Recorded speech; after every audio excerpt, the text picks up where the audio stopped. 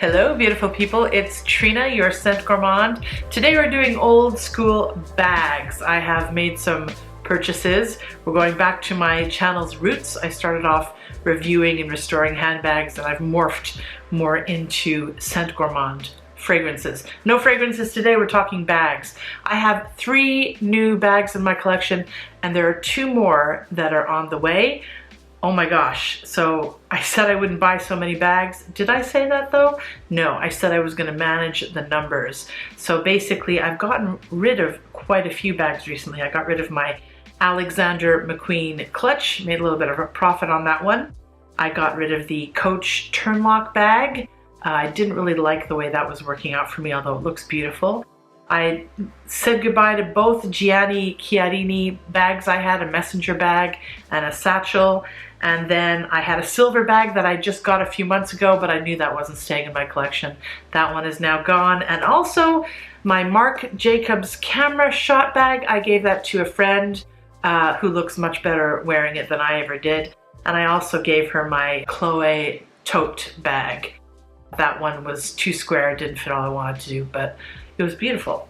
So, you know, out with the old, in with the new. And the first 2 bags I want to show you today are cheapies from Asos, where I get a lot of my clothes here in Japan because they have free international shipping that cannot be understated, and the prices are also reasonable. It is fast fashion though, and so is this tacky number here.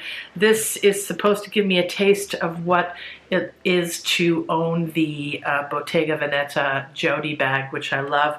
I really love the acid wash pillow type one that came out a few years ago. Still way out of my budget, and you can see the bear behind me. I'm gonna put it back in his hand. It looks pretty neat over there. But this is like this iridescent plastic color. I love it. It's kind of a rainbow bag. It looks cute. You know, it's just a cheapie thing. I'm just gonna enjoy it. It was on sale on Asos, and I thought, I'm just gonna treat myself to that, you know, so I did. And I haven't yet used it, but look forward to it this summer. The next purchase, also from Asos, is a fail. It's from a leather company, so it's a leather bag. It's silver, supposed to, I'm looking for that ultimate silver bag still, obviously. It's from a company called Muubaa, which they make, I think they're producers of leather clothing, and they do have a few bags. And this is a pouch bag that I got. And you know, I'm wearing this one actually. I'm using it for my walks out and about in the evening because it's extremely lightweight. It fits crossbody nicely, and I can put my phones, earphones, and whatever I need to go out in. But it's too small to be really practical.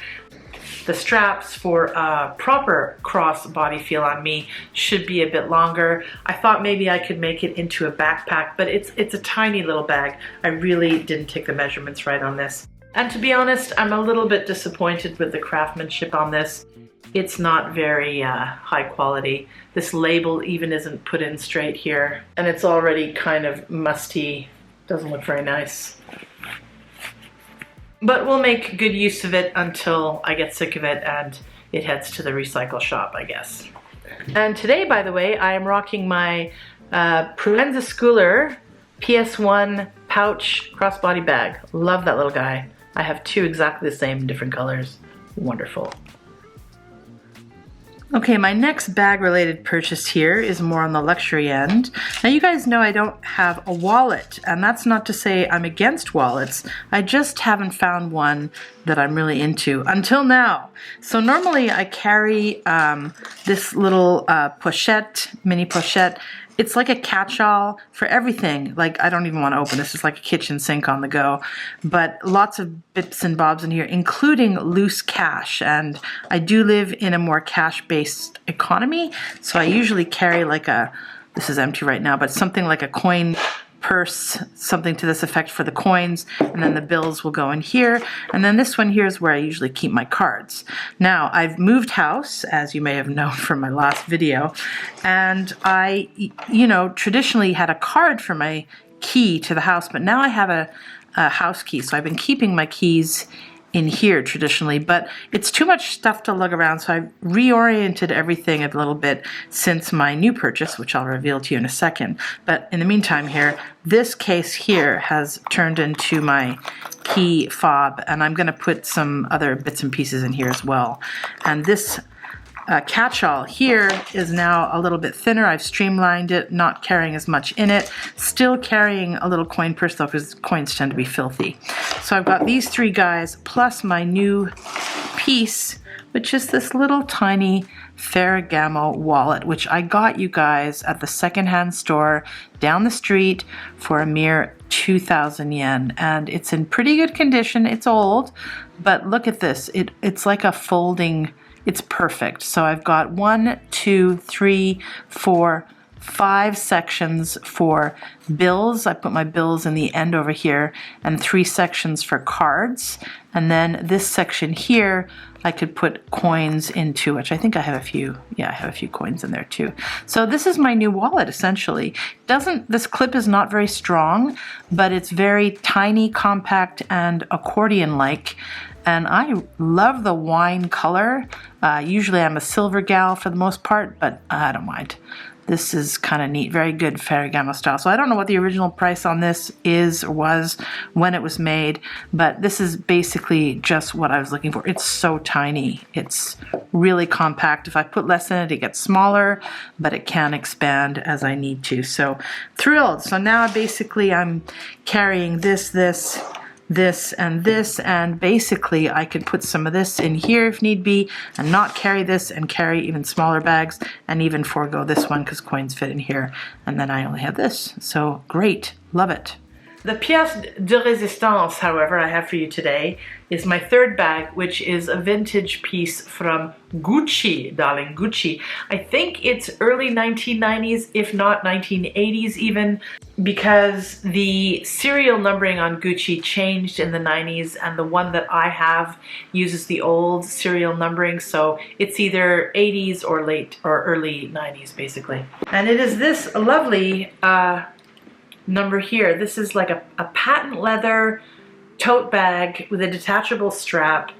And this, if you've seen any other bags from my collection, you know that this is the type of bag that really works for me. I mean, just look at all the other bags I have in this sort of style, kind of boxy totes. This one I got for 300 yen from Portland Leather Goods. It's great. And I have this stud bag that I've had for a while with the croc embossing. Love this. Very meaty handles, a little bit chunky, very long strap on this. Holds a lot. Love it. One of my workhorse bags is this Furla giant, it's almost 40 centimeters wide tote, sort of like in the style of the Dior book totes, but with a handle and with feet and leather covering. This is a fantastic bag. So yeah, I know what works for me, and I also wanted a simple black bag. You think I'd have enough of those, and I do, but this one is just, it's opulent looking and really fantastic quality. And I can't believe that this is as old as it is. Now, the one thing that does date it though and makes it vintage and perhaps not as great is the fact that the lining on the inside is kind of shedding. So right now inside I've got our charcoal moisture wicker thing. These are really popular in Japan. You put them all over your closets, and inside it's already gotten some moisture in here. It's got charcoal and it just sucks the moisture out. I've got one in the pocket as well. So the first time I used this, I didn't clean it or anything, and already I've got another one of these too. Let me pull the lining out. So this is, can you see this? This is the lining. You can also see the bag branding. Oh, it smells musty still. So this is the bag branding. So this, yeah, this smells a bit musty still. It's gonna take a while to get the smells out. But anyway, when I put some cards, not cards, but like, yeah, meishi, you know, business cards in this side pocket here, I took them out and they were covered in sort of like a dust. So I thought, oh, it's filthy, I've got to clean it. So I took the lining inside out and I rinsed it under the sink, put some soap in there, washed it all up, and oh my God, the grime that came off of it. And I think there's still plenty left to go. So ultimately what I think I need to do with this bag is take the lining out completely and put in a new one. That's going to cost a fair bit of money. So I think gradually, I don't know, I might not do it in the end. I think I'll have to take it professionally to get that done. But this bag is fantastic, so in the future I might do it. But it does have that vintage smell. It's going to take a while to get rid of. But based on my previous vintage purchases, I have been able to clean bags and get rid of smells in the past, so I'm pretty confident that I can do the same for this one. And there you go. It's got that nice GG, kind of subtle. You could also wear it this way if you don't want people to know the name.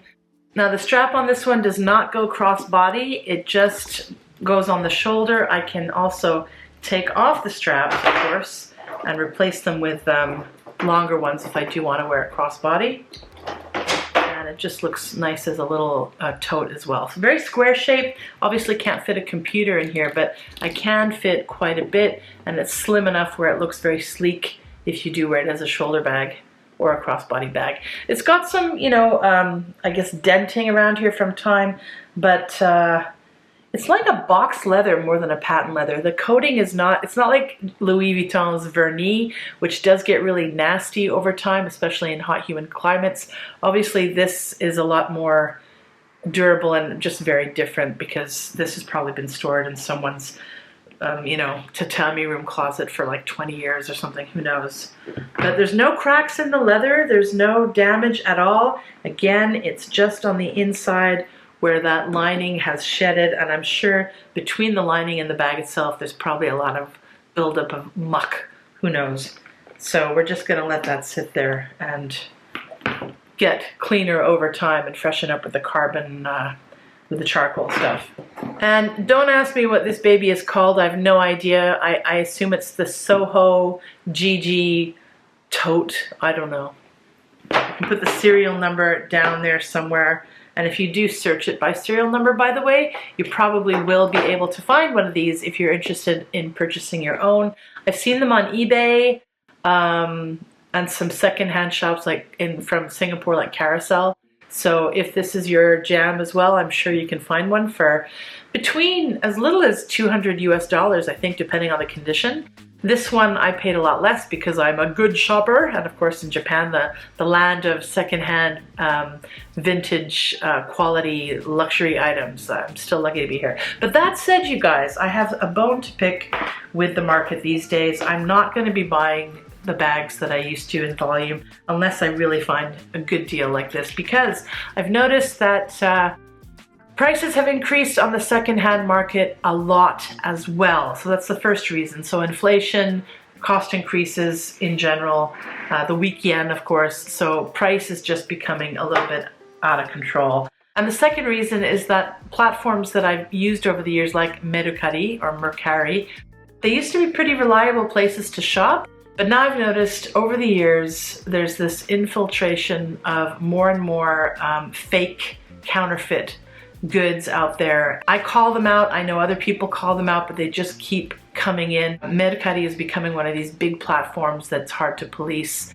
kind of like Amazon, I guess, in that respect. So I've fallen for it a few times. I think you've seen on my channel, I've had a few regrets. I've usually advocated for my rights and gotten my way in the end, but nobody wants to be duped, you know? We all want to make sure we buy a bag that's genuine and is as described.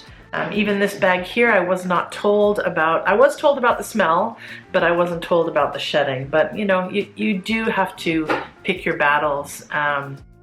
And I'm still happy with what I got for the price for this one. But in any case, I don't think I'm able to find the fantastic buys that I've gotten in the past with Louis Vuitton. I've got, you know, you've seen my videos. I've refurbished so many old Louis Vuitton bags that I've gotten for a steal and then either sold them or kept them. I still have about 6 Louis Vuitton bags that are all vintage actually, and I love them. But I'm finding it hard to find those now. So, c'est la vie d'aujourd'hui. So I'll see you in my next video, which will probably be a perfume review, but I do, again, as I said, have a couple more bags in transit probably right now. Okay, so Bag Hag today, signing out. Frag Hag really though. We'll see you in the next video. Bye-bye.